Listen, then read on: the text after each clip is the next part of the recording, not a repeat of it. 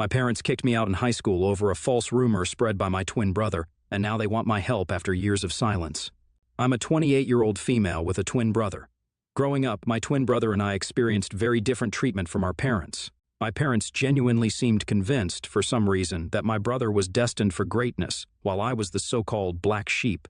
Just because I was more interested in playing sports or making new friends than studying, they constantly compared us, which was demoralizing and bruised my self-esteem from a young age. As a child, I had to watch my brother have extravagant parties on our birthday with his friends while I was treated like an afterthought. He often had sleepovers with his friends, while I was never even allowed to bring my friends back to our place. To be honest, I loathed every minute of my childhood. The only person in the family who seemed to care about me was my grandmother. When she visited us, she always brought me my favorite chocolates and occasionally slipped a few dollars to me so that I could treat myself later.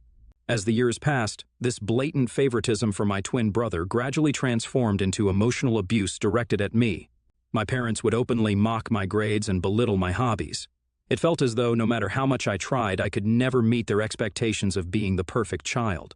Although I was good at sports, they barred me from participating in extracurricular activities as they wanted me to concentrate only on studies, just like my brother.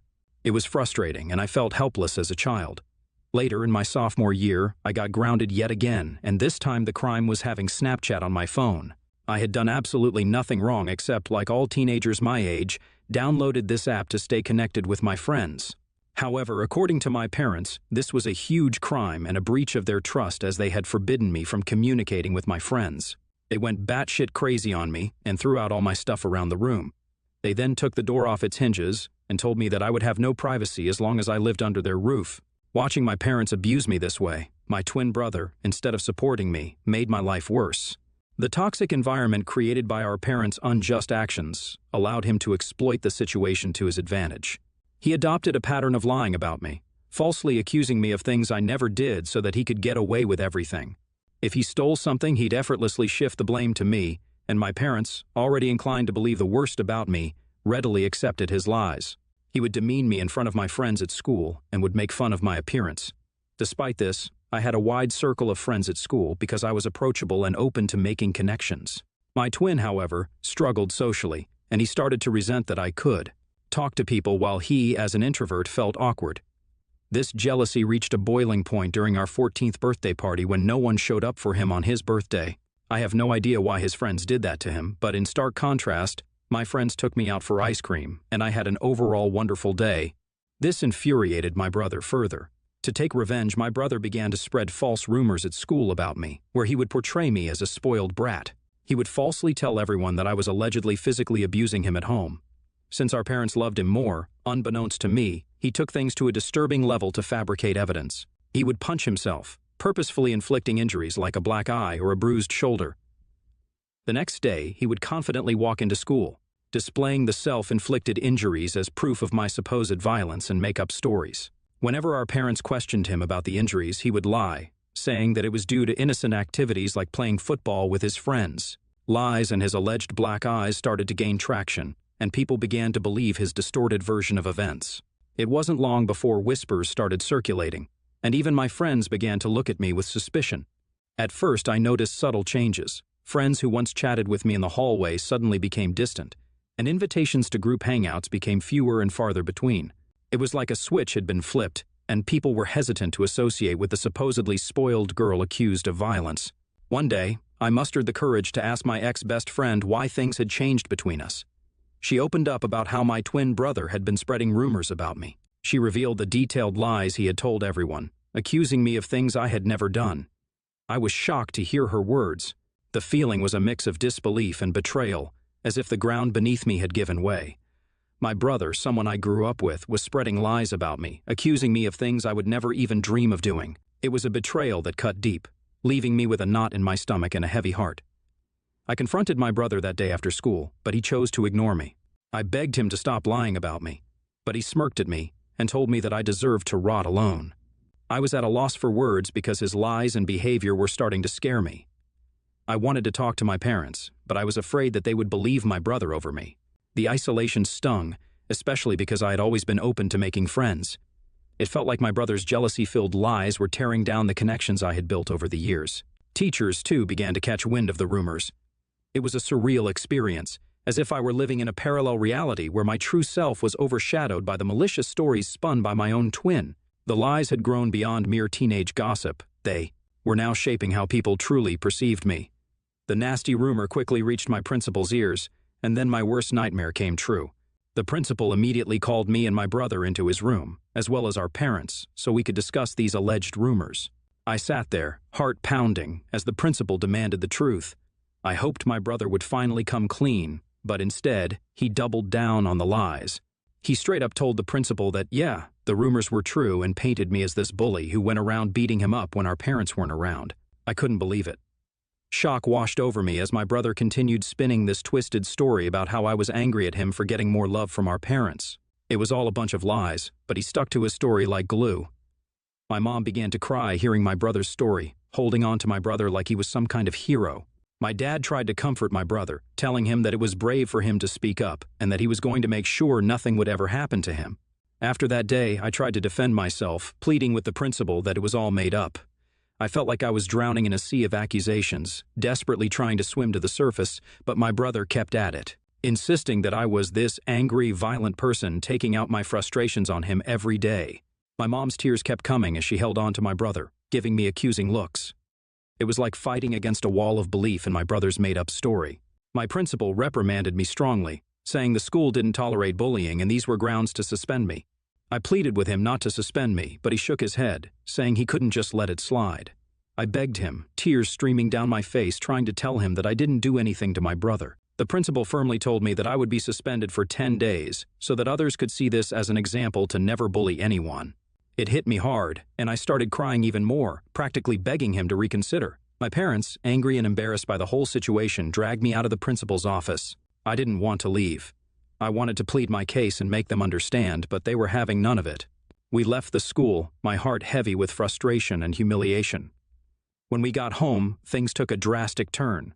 My dad started packing my stuff out of the blue. I was shocked, confused, and had no idea what was happening. My mom asked him what he was doing, but he just shouted that he couldn't let me live in the same house as my brother anymore. I was crying, practically on my knees, and pleading with my brother to tell them the truth, but he stayed cold, unmoved by my emotions. My dad continued packing my things and then threw the suitcase into our foyer. I clung to my dad's leg, still begging him not to throw me out. It was like a nightmare unfolding. He told me that a bully like me didn't deserve to live in his house and that he would ask his mother, my grandmother, to come and pick me up if she wanted to do that. It felt like the world had crumbled beneath me. I stood there in shock, surrounded by my belongings scattered in the foyer, kicked out of my own home. Eventually, my grandmother did show up. She gathered all my stuff, helped me place them in the car, and helped me into the passenger seat. She made sure I had my seatbelt on before walking towards my parents' front door. She rang the doorbell, and when my dad opened the door, she started to yell at him for treating me this way. With stern determination, she warned him that if he ever approached me or tried to contact me again, she wouldn't hesitate to involve the police or CPS, since what he had done to a child like me could potentially wind up with him in jail. My mother, attempting to deflect blame, told her that it was my fault. However, my grandmother wasn't having any of it. She stood her ground, defending me, emphasizing that I was just a child who didn't deserve to be treated in such a heartless manner. That was the first time in my life I felt how powerful my grandmother was. She didn't cower down to my parents, and unlike what they believed, she trusted me. Eventually, we drove away, leaving behind my home, the only place I'd ever grown up in. I can't even begin to put into words how indescribable the pain I felt during that time was. I remember just crying on the bed and not eating anything, despite how much my grandmother urged me to. I told her what my brother had done, and she was shocked as well. She assured me that she believed my side of the story, and I was happy that I at least had one person who had my back. When the 10 days of suspension lifted, the prospect of returning to school felt like stepping back into a lion's den. As I entered the familiar hallways, the faces of my classmates spoke volumes: judgment, whispers, sidelong glances. The weight of the false accusations continued to linger in the air. Meanwhile, my brother blatantly ignored me and acted like I didn't exist. He had become friends with a few people who believed his side of the story and saw him as the victim of my attacks. No matter how much I tried to tell my side of the story to anyone, it fell on deaf ears. I was an outcast, branded with an unjust label that clung to me like a shadow no matter where I went. The classroom, the cafeteria, the corridors, the eyes that met mine were filled with disdain and mistrust. I became a loner. I would keep my head down, attend all my classes, have lunch alone in the cafeteria, and would go straight back home. I had no friends, and it felt like everyone pretty much didn't want me there. Throughout all of this, my parents never once called to check up on me. My grandmother would constantly remind me that this was not my fault and that life would eventually be okay. I graduated high school with good grades and was looking forward to college, where hopefully I would have a better life. It was only when I went away to college that I first experienced what freedom felt like. For the first time, no one was watching over my shoulder, no one was comparing my grades, and no one was trying to compete with me. I met people and formed friendships with like-minded individuals. Despite the emotional and physical scars I had sustained over the years due to my family and peers, I concentrated on putting it all behind me and enjoying this college experience as much as I could. During this time, I discovered my knack for content writing. I'd always been someone who wanted to be a writer, but I wasn't sure if it would be sustainable for a long time. Hence, I decided to ditch my dream. But to earn side money, I decided to start writing as a freelancer. I signed up on various freelancing sites, which helped me secure jobs from prominent clients. This is how I slowly started building a portfolio of my work. Throughout college, I maintained this side hustle and never asked for a penny from my parents.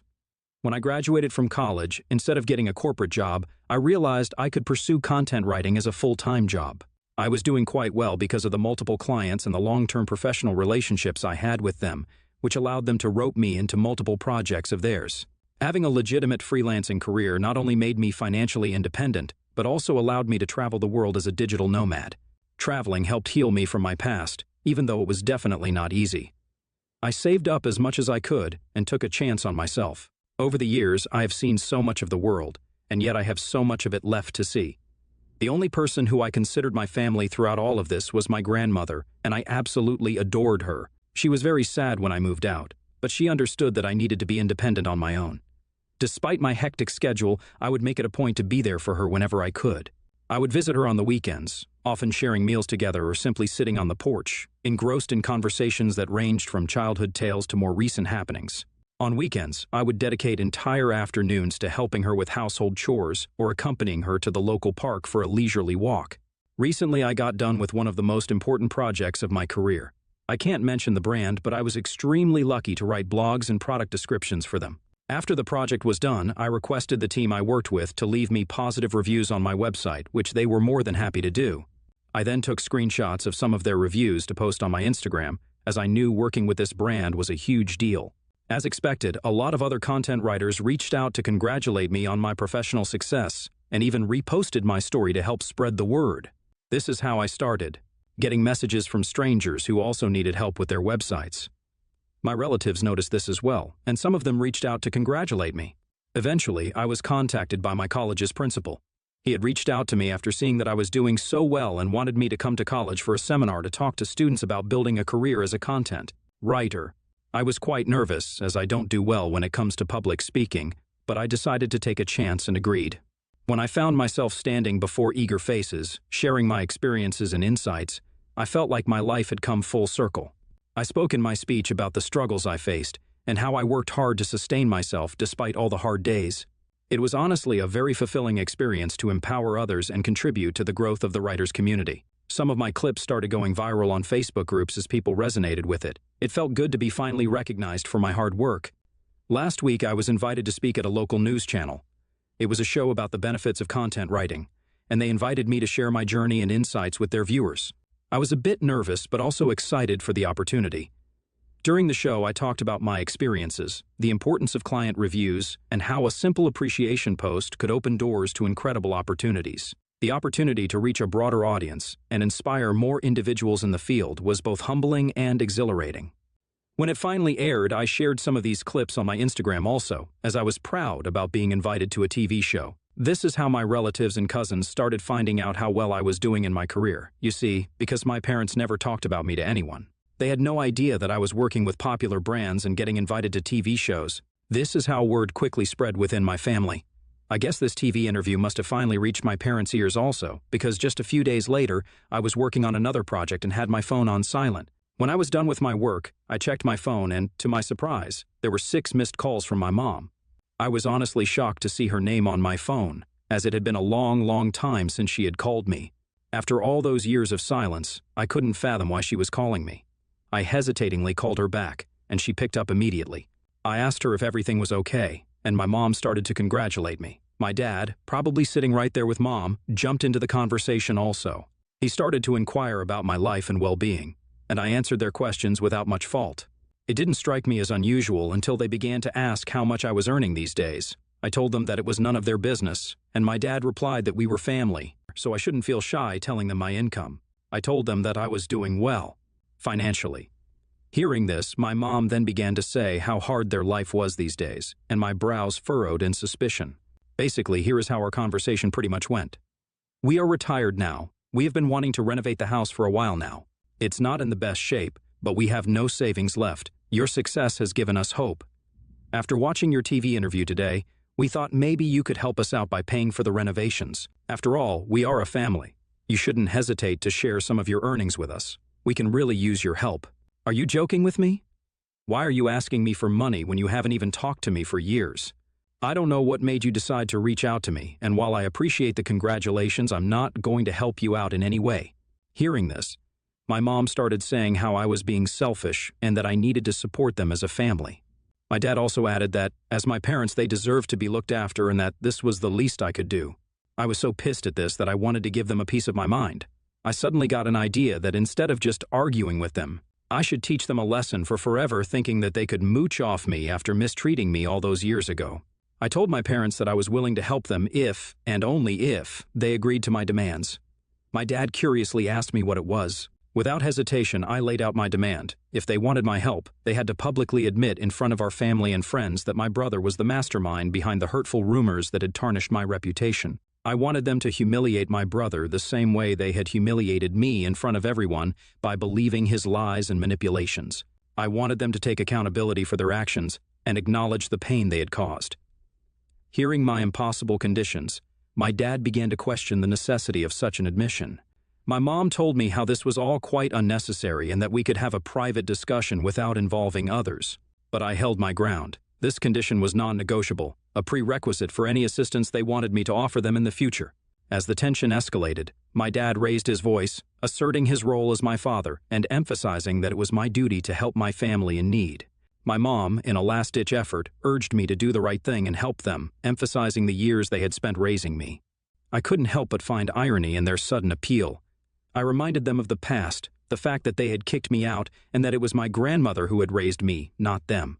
They started to get more and more agitated, but I told them firmly that if they wanted to establish contact with me and seek my financial assistance from now on, then the truth needed to be acknowledged publicly, and my brother needed to face consequences for his actions. Since this conversation, my parents have been trying incessantly to call me, but I'm ignoring their calls. I'm starting to regret even calling them back that day. Update 1. It's been a whirlwind of a week since I last shared my story, and the support and encouragement I have been receiving from everyone has been overwhelming. It's heartening to know that I'm not alone during this time. I am glad that everyone agrees that I should not engage with my parents or even consider helping them out after what they put me through. The reason I even gave them such a condition was because I knew it was pretty much impossible for them to do it. I know they love my brother too much, and despite the fact that they might have found out by now that it was all his lies, I know they will never put him through what they put me through. Today, my brother sent me a nasty text message after my parents again tried to contact me and I refused to pick up their calls. This is what he wrote. Hey sis, it's been a long time since I saw you, and I can tell you that every day without you in my life has been great. I heard that Mom and Dad reached out to you and you gave them a crazy ultimatum. They're never going to go through with it. You know that, right? They clearly never loved you, and they will never do anything to hurt me. I admit that I did lie about you 15 years ago, but it's been a long, long time since then. So stop being so selfish and try to move on from the past. You're unmarried and childless anyway, so why don't you want to help them out by paying for their repairs and renovations around the house? Do the right thing and be a better daughter. Seeing the message felt like a stab to my chest. The audacity to dismiss the struggles I had faced and the conditions I had set spoke volumes about his lack of empathy. The attempt to guilt-trip me by emphasizing my unmarried and childless status added another layer of insensitivity. His insinuation that I should prioritize their needs over my own well-being was not only offensive, but also highlighted how little he thought of me. Fueled by frustration and a strong desire for justice, I decided it was time to take matters into my own hands and reveal the truth that had been hidden for too long. I sat down to write an email to my parents and close relatives, sharing the painful details of my childhood and the unfair treatment I had endured while growing up at my family house. In the email, I described the strict and oppressive environment I had under my parents' roof and how they treated me compared to my twin brother. The email also delved into the malicious and completely untrue rumors my brother had spread about me in school, which had led to severe consequences and affected my reputation. I wrote how my parents had kicked me to the curb, and had it not been for my grandmother, I might have been dead in the streets by now. Towards the end, I asked everyone to read a message my brother had sent me. I attached a screenshot where he admitted to lying about me. It was a clear confession that I hoped would expose the lies that had persisted for too long. I sent the email just an hour ago, and I know that all hell will break loose once my parents and my brother read it. I will update you next regarding how my family reacts to my email. Update 2, it's been a month since my last update, and a lot of things have happened this month. As you can imagine, my family did erupt after receiving the email. My parents have received criticisms from relatives who were previously unaware of the extent of the favoritism and emotional abuse. A lot of the family members reached out to me, telling me that they had no idea about all of this and apologized to me for not being there for me. My brother and my parents sent me a barrage of text messages that were starting to get more abusive and violent, so I decided to reach out to a lawyer who sent them a notice of cease and desist. He basically warned them to not contact me further. If they did, they would have to face dire legal consequences. I guess this must have scared them straight because they stopped contacting me. My grandmother thinks I've done the right thing by letting everyone know what happened and supports me 100%. She's the only person who matters to me, so I am glad she has my back. Update 3. It's been 2 months since my last update. I'm happy to report that everything in my life is going well for now. Professionally, my content writing business has been flourishing. The invitations to speak at seminars and podcasts continue to roll in, solidifying my position as a respected figure in my line of work. I am as close to my grandmother as ever. I took a 1-week break from my work recently so I could spend some quality time with her. She is into gardening these days and is educating me a lot about various flowers and herbs in her garden. The moments I spend with her, whether sharing meals, engaging in heartfelt conversations, or simply enjoying each other's company, are my favorite and most cherished memories. My family has not contacted me after the letter they received from my lawyer, so I am happy that they are staying away from me. Personally, I've started going to therapy, so hopefully I can work on healing myself. I think this will be the last update for now.